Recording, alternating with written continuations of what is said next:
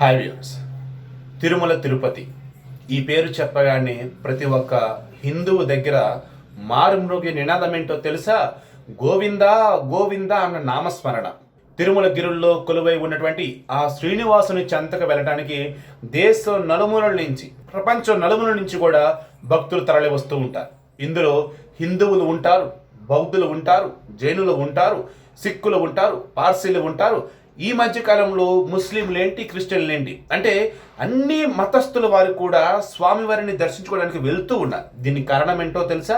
ఆ తిరుమల గిరుల్లో అంతటి ప్రశాంత వాతావరణం ఉండటమే కాకుండా మనసుకి ఉత్తేజాన్ని, మనసుకి ప్రశాంతతను కలిగించేటువంటి ఒక గొప్ప వాతావరణం అక్కడ ఉంటూ ఉంటుంది. వాతావరణమే కాదు, ఆ తిరుమలగిరుడు సప్తగిరుల్లో కూడా ఎన్నో ఎన్నో మేలిమి ఔషధాలతో కూడిన మొక్కలు కూడా అక్కడ ఉంటూ ఉంటాయి. అంతేనా, శ్రీవారి గర్భగుడి నుండి వెలువడేటువంటి ఏవైతే వైబ్రేషన్స్ ఉంటాయో అవి ఒక మనిషి దేహాన్ని అత్యద్భుతంగా మలుస్తాయి అనటంలో ఎటువంటి సందేహం లేదు.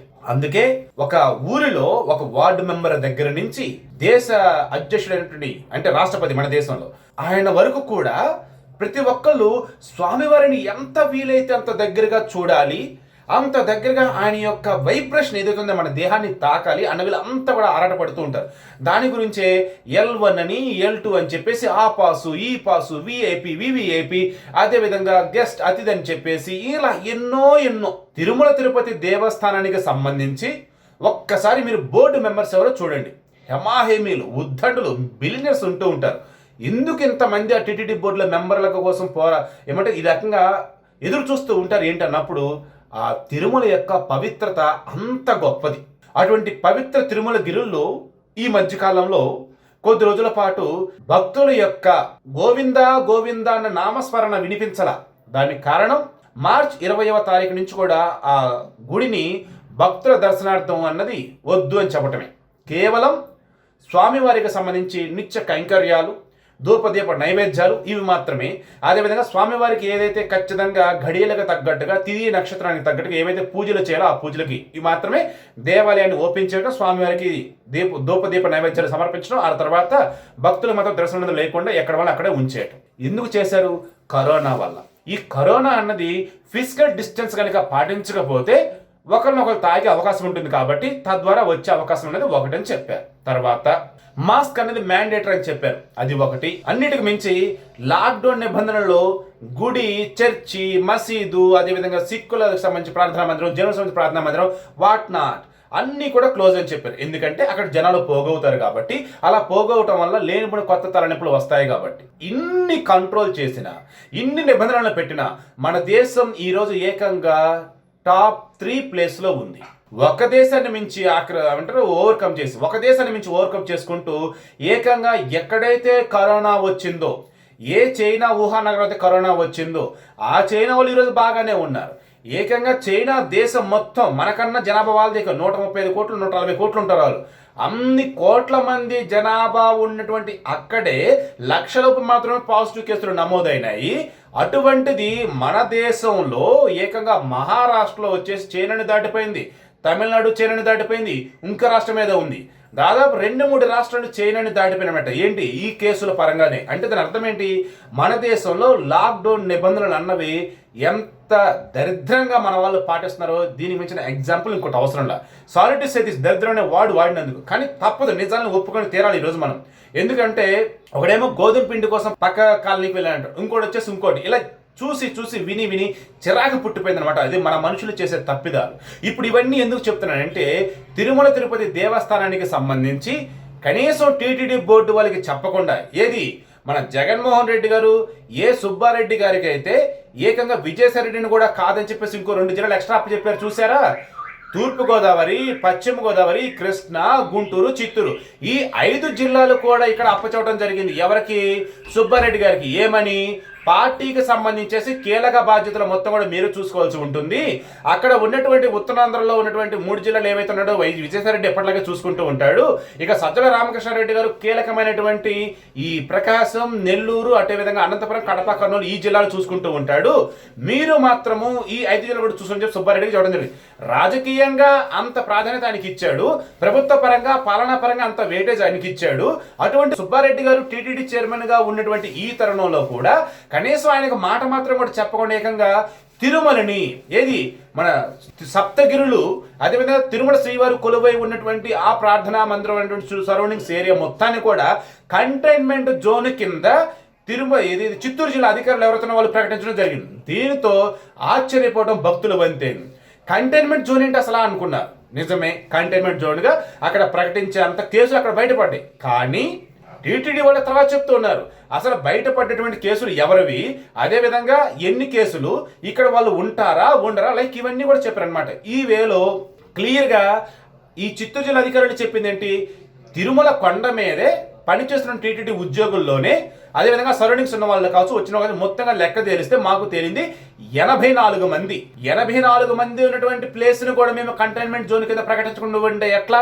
ఇది నిబంధనలకు విరుద్ధం కదా అనుకున్నారో, లేదంటే సెంట్రల్ గవర్నమెంట్ రూల్స్ ఫాలో అయ్యారో తెలియదు, కానీ మొత్తానికి అయితే కంటైన్మెంట్ జోన్గా ప్రకటిస్తున్నాము తిరుమలని అని చెప్పేసి మధ్యన ప్రకటించేశారు. అదొకటేనా, ఏకంగా సుబ్బారెడ్డి తర్వాత ఆయన బోర్డు మెంబర్స్ ఎవరైతే ఉన్నారో వాళ్ళందరూ తీసుకున్న డెసిషన్ ఏదైతే ఉంటుంది, ఏమని కంటైన్మెంట్ జోన్గా ప్రకటించాము సరే, భక్తులు అన్న వాళ్ళు ఎంతమంది రావాలి, ఫిజికల్ డిస్టెన్స్ అనేది ఎంత ఉండాలి, రోజుకి ఎంతమందికి దర్శనం కల్పిస్తారు, అసలు తిరుమల శ్రీవారి ఆలయం అనేది భక్తులకు దర్శనార్థం ఉంచుతున్నారా లేదా, ఇవేమి ఎవరు చెప్పాలి, ఇవన్నీ కూడా టీటీడీ వాళ్ళు చెప్పాలా, కానీ వీళ్ళు చెప్పాలా. ఇది కూడా మన జిల్లా అధికారులు చెప్పారు. ఏమని, రోజు కూడా గతంలో ఫస్ట్ ఇది ఈ లాక్డౌన్ తర్వాత మరలా దేవాలయం తెరిచి భక్తులకి దర్శనార్థం ఉంచారు చూసారా, ఆ టైంలో డైలీ 6,000 మందిని అలౌ చేసేవారు. ఆ తర్వాత నెమ్మదిగా అకౌంట్ని 8,000, తర్వాత 9,000, 10,000, ఇప్పుడు 12,000 మందికి చేరింది డైలీ. ఏది భక్తుల దర్శనార్థం స్వామివారికి ఎవరినైతే చూపిద్దాం అనుకుంటూ ఉన్నారో ఆ వేళ వారికి. ఈ వేళ చూసుకుంటూ ఉన్నప్పుడు డైలీ వెళ్తున్న భక్తుల సంఖ్య ఎంత 12,000. మరి ఈ కరోనా వచ్చిన వారి సంఖ్య ఎంత 84 మంది. ఈ 84 మంది ఎవరు, తిరుమల అధికారి అంటారు ఈ చిత్తూరు జిల్లా అధికారులు చెప్పిన దాని ప్రకారం కొండ మీద పనిచేసే వాళ్ళు, అక్కడికి వచ్చే వాళ్ళు. మరి అలాంటప్పుడు వాళ్ళు అక్కడ నివాసం ఉంటున్నారా లేదా ఇది తెలుసుకోవాలి కదా, ఇది వీళ్ళు తెలుసుకోవాలా. వీళ్ళు తెలుసుకున్నదాలు ఏంటి, అక్కడ వారికి కరోనా వచ్చింది అక్కడ టెస్ట్ చేస్తే అని. అంటే ఏ ప్లేస్లో మీరు ఉండి టెస్ట్ చేస్తారో వాళ్ళు అక్కడే ఉన్నట్టుగా మీరు ఎలా అనుకుంటారు అని చెప్పేసి ఈరోజు భక్తులు క్వశ్చన్ చేసే టైంలోనే తిరుమల తిరుపతి దేవస్థానం సంబంధించిన బోర్డు మెంబర్లు ఎవరైతే ఉన్నారో వాళ్ళు కావచ్చు, అదేవిధంగా ఆలయానికి సంబంధించిన అధికారులు ఎవరైతే వాళ్ళంతా కూడా మేల్కొనడం జరిగింది. మేల్కొని అసలు ఏంటి అసలు మీరు చేస్తున్నది, మీరు తెలిసే చేశారా తెలియకుండా చేశారా, కంటైన్మెంట్ జోన్కి అసలు మీరు ఎలా ప్రకటిస్తారు, కంటైన్మెంట్ జోన్గా ఒకటి ప్రకటించారంటే అక్కడ రూల్స్ రెగ్యులేషన్స్ ఇవన్నీ అసలు మీకు తెలుసని వీళ్ళు క్వశ్చన్ చేశారు.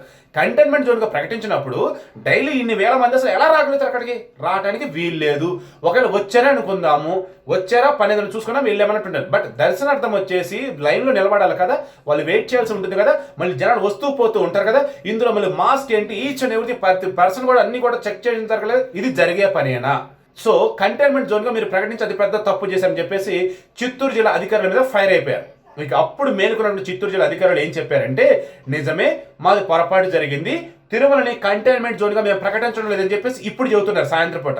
ఎందుకు ఈ మాట చెప్తున్నారంటే వాళ్ళు ఒకటే చెప్పారు, తిరుమలలో ఎవరికైతే మేము టెస్టులు చేయంగా అంటే మాకు వచ్చిన రిపోర్ట్ వైజ్ ఎవరికైతే కరోనా పాజిటివ్ అని తేలిందో వారంతా కూడా తిరుపతిలో ఉంటారని తేలింది. అంటే దాదాపు కొన్ని కిలోమీటర్ డిస్టెన్స్ ఆల్రెడీ ఉంది, ఆల్రెడీ కొన్ని కొండలు ఎక్కి రావాలా. ఇటువంటి మూమెంట్లో వారిని ఆల్రెడీ తిరుపతికి పంపించడం జరిగింది. అండ్ మోర్ ఓవర్ వాళ్ళు తిరుమలలో నివాసం ఉండేవాళ్ళు కాదు, తిరుమలలో నివాసం ఉండేవాళ్ళు కాదు, అండ్ కింద కొండ కింద ఉండేటోళ్ళు. అలాంటప్పుడు వీరి వల్ల మిగతా వాళ్ళకి ఎలా స్ప్రెడ్ అయింది, సో స్ప్రెడ్ కాదు. అన్నింటికి మించి తిరుమలని కంటైన్మెంట్ జోన్గా అసలు మేము ప్రకటించడం లేదు. కారణం ఏంటి అంటే వచ్చినటువంటి వాళ్ళలో భక్తులు ఉండవచ్చు, ప్రయాణికులు ఉండవచ్చు, తర్వాత ఇక్కడ ఉన్నటువంటి పని చేసేవాళ్ళు ఉండవచ్చు, వీళ్ళంతా కూడా ఇక్కడ ఉండేవాళ్ళు కాదు కదా. అలాంటప్పుడు దీనిని కంటైన్మెంట్ జోన్గా ప్రకటించడానికి మాకు రైట్స్ లేవనేసి ఇప్పుడు వాళ్ళు తెలుసుకున్నారట. అంటే దీని అర్థం ఏంటి, సుబ్బారెడ్డి గారు చైర్మన్గా ఉండంగానే సప్తగిరి పత్రికతో పాటు ఇది క్రిస్టియన్ పత్రిక అనేది భక్తులకి వెళ్తుంది. తిరుమల తిరుపతి దేవస్థానం సుబ్బారెడ్డి గారు చైర్మన్గా ఉండగానే ఏకంగా ఈ గుడికి ఆ చుట్టుపక్కల పరిసరాలు ఏవైతే అవి కంటైన్మెంట్ జోన్గా ప్రకటిస్తుందని చెప్పి అధికారులు అంటారు. ఇది దీనికి తెలియకుండానే. తర్వాత సుబ్బారెడ్డి గారు చైర్మన్గా ఉండగానే తిరుమల తిరుపతి దేవస్థానానికి సంబంధించి ఏదైతే ఒక వెబ్సైట్ ఉంటుందో దానిలో వచ్చేసి అన్య మతస్థులకు సంబంధించినటువంటి కొన్ని వాక్యాలు కావచ్చు, కొన్ని సెంటెన్స్ కావచ్చు, అవి కనిపిస్తూ ఉంటాయి. తిరుమల తిరుపతి దేవస్థానం చైర్మన్గా సుబ్బారెడ్డి గారు ఉండగానే మిగతా ఎన్నో ఇలా జరుగుతుంది. కానీ అవి మాత్రం ఆయన దృష్టికి వెళ్తాయో వెళ్ళవో లేటుగా అన్నమాట. సో ఇప్పుడు తిరుపతి దేవస్థానం సంబంధించి చైర్మన్ సుబ్బారెడ్డి గారు తెలుసుకోవాల్సింది ఏంటంటే, ఫస్ట్ థింగ్ ఈయన చైర్మన్ అన్న విషయం అధికారులకి చుట్టుపక్కల ఉన్నటువంటి వాళ్ళందరూ కూడా ప్రాపర్ వేలో ఈయన చెప్పగలగాలి. తర్వాత ఒక చైర్మన్ ఉంటే విధులు ఏంటివి అనేది వాళ్ళందరూ చెప్పగలగాలి. తిరుమల తిరుపతి దేవస్థానం చైర్మన్ ఉన్నటువంటి ఈయనకు తెలియకుండా ఎక్కడ కూడా ఏవి కూడా తిరుమలకు సంబంధించి ఒక రకమైనటువంటి పెద్ద విషయాలు ఏవైతే అవి బయటికి చెప్పకూడదనే విషయం మీతో చెప్పగలగాలి. అండ్ మోరవర్ ఈయన కూడా తెలుసుకోగలగాలి. సో కంక్లూజన్ నేను ఒకటే ఇస్తూ ఉన్నా. ఈరోజు తిరుమల తిరుపతి దేవస్థానానికి సంబంధించేసి ఇంతకటి వరకు ఏవైతే వార్తలు వచ్చినాయో కంటైన్మెంట్ జోన్గా ప్రకటించారు, కానీ దర్శనం అయితే అనుమతిస్తున్నారు ఏదైతే అన్నారో అదంతా ఫేక్ కూడా కాదు, నిజమే. బట్ అధికారులు ఏం చేశారు, దాన్ని చక్కదిద్దుకున్నారు అనమాట. అంటే పొరపాటు చేశారు, ఆ పొరపాటు సరిదిద్దుకున్నారు. ఏమని, తిరుమలని మేము కంటైన్మెంట్ జోన్గా ప్రకటించడం లేదు, విరమించుకున్నాము, భక్తులు ఎప్పటిలాగా వెళ్ళొచ్చు, కానీ ఈసారి ఇంకొంచెం ఎక్కువ ప్రికాషన్స్ తీసుకున్నారని చెప్తున్నారు. సో కంక్లూజన్ ఒకే ఒకటి, తిరుమల శ్రీవారి చెంత జరుగుతున్నది ఏంటి అన్నప్పుడు కన్ఫ్యూజన్ అనేది అధికారుల్లో ఉన్నది, అదేవిధంగా భయం అనేది వాళ్ళు నెలకొని ఉన్నది. దానితో కంటైన్మెంట్ జోన్ కింద ప్రకటించారు, మళ్ళీ కాసేపు తప్పు సరిదిద్దుకొని దాన్ని విరమించుకున్నారు. సో ఎప్పటిలాగే ఉండవచ్చు, బట్ జాగ్రత్తలు తీసుకునేది మాత్రం భక్తులు వెళ్ళాలని చెప్పేసి నేను రిక్వెస్ట్ చేస్తూ ఉన్నా.